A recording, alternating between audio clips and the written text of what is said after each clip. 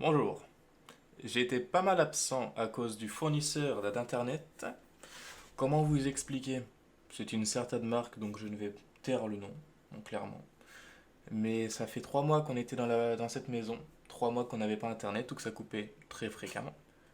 Donc on a directement changé de fournisseur et là, depuis, à ce que je vois, plus de problème. Donc les vidéos devraient revenir assez régulièrement.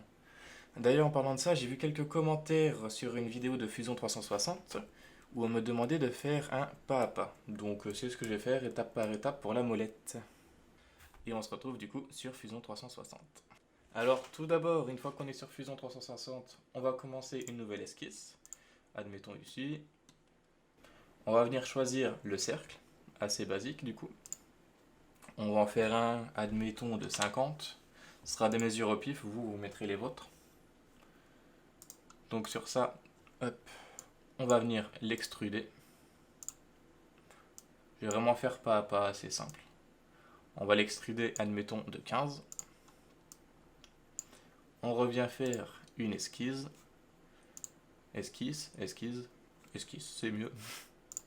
Voilà, on vient le vider. Je vais laisser une paroi. Vu qu'on avait mis 50, j'ai fait 45. Voilà. On revient le revider, encore une fois. Enfin, l'extruder tout simplement. On laisse de la matière. Voilà. Donc on obtient ça. Chose assez simple pour le moment, juste un capuchon, j'ai envie de vous dire. Je pourrais faire un capuchon de coca à l'arrière. Bon, c'est pas le sujet.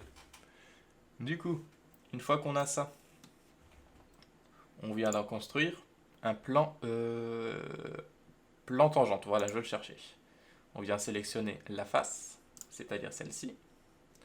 Par contre, j'aimerais bien que tu sois dans le bon sens, mon titi. Voilà, on sélectionne. On revient sur l'esquisse et là, on sélectionne le plan qu'on vient de créer. Voilà. Ça, là, on sera bien appliqué dessus, ça sera nickel. Ensuite, ce que l'on va faire, c'est assez simple. Je vais zoomer à mort, comme ça sera petit. On vient se mettre un petit carré comme ça, admettons. Jusque là, ça va. Voilà. Donc voilà, une fois qu'on a fait le petit carré, on vient dans la section créer. Réseau rectangulaire. Hop, on vient sélectionner tout ce que l'on a fait. Les bonnes choses, ça peut servir. Voilà. Donc toi, dégage, je t'ai pas demandé. On vient descendre jusqu'en bas, ou là où on souhaite bien sûr, et là on vient y mettre le nombre de crans qu'on veut à notre création. Donc moi le maximum c'est 6 parce que je les ai fait de cette taille là. J'ai rien dit, c'est 7. Voilà, à quelque chose près. Donc ça c'est bon. Voilà, donc ça maintenant on sélectionne, c'est ok, c'est good. Donc là, c'est déjà une étape, mais on l'a que sur un seul coin. Donc une fois que vous en êtes là, vous allez dans extrusion, vous extrudez tous les petits bitoniaux que l'on a fait avant. Voilà. Vous allez les faire ressortir un petit peu quand même, histoire de le sentir au doigt. Dit comme ça, c'est un peu bizarre, mais bon, on comprend. 1 mm suffira pour mon exemple. Voilà. Une fois que ça est fait, on va dans réseau circulaire, composant, ou peut-être fonction. Ah, fonction, voilà, on sélectionne ça. L'axe, toi. Donc vous pouvez le voir, ça commence à en mettre, mais seulement 3. Sauf que nous, on en veut plus. C'est l'autre côté. Voilà. Est-ce que tu pourrais m'en mettre 40? C'est possible? Oui. 50? Testez à peu près le max que vous pouvez. Voilà. Donc là, on est sur 50. Ça représente un beau bébé. Et par contre, là, j'ai plusieurs corps qu'on va juste imbriquer après. Donc voilà, une fois que vous avez créé l'écran, il ne reste plus qu'à vraiment assembler tous les corps ensemble. Donc ce que l'on vient faire, c'est l'outil combiner. On va se mettre sur une face, celle-ci, et on vient tout sélectionner. Ah hey, petit.